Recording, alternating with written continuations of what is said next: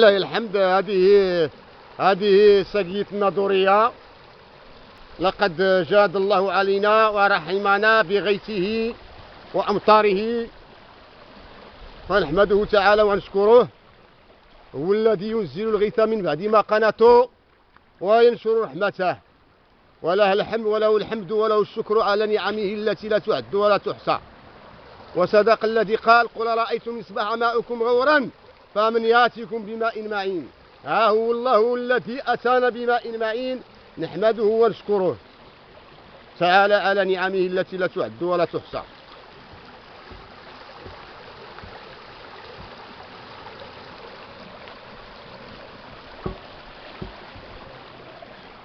الناس خارجه باش تصروها الحمد لله، فرحه بالمساحي وتعود الفرحه.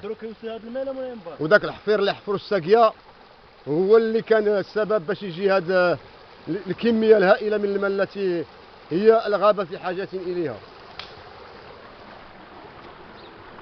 مجاري المياه كلها ملأى ولله الحمد.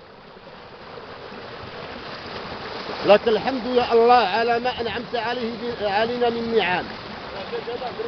كيف هذه؟ لا خير عند الله سبحانه وتعالى، وما عند الله خير وأبقى.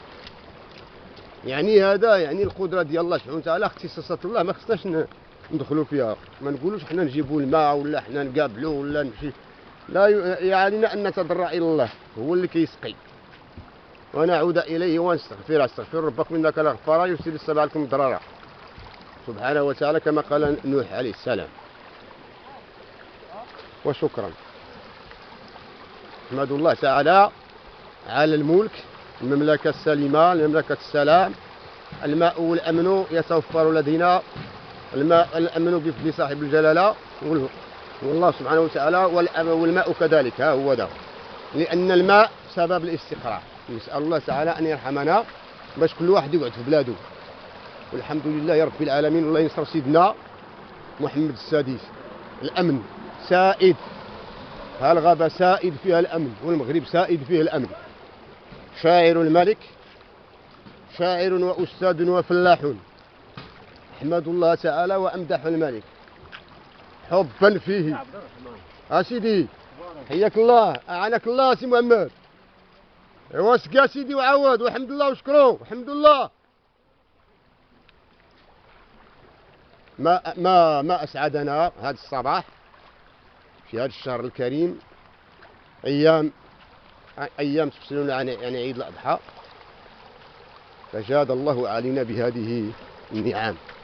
حمدا لك يا الله، حمدا لك يا الله، حمدا يليق بجلالك. سبحانك سبحا وعشيا بكرة وأصيل يا الله. كان معكم رواح ويا رواح. لله الحمد ولله الحمد. نسأل الله من أن يزيدنا من فضله ومن نعمه التي لا تعد ولا تحصى. الأمن والماء في بلادنا في المغرب. الله ينصر سيدنا. السلام عليكم ورحمة الله. نعم، عندما يكون هناك شح في الماء يتدخل الإنسان، ولكن تدخله محدود. نعم سيدي. لا سيدي حاشا، أروى هذا فضل الله، حاشا كل شيء من عند الله. أنت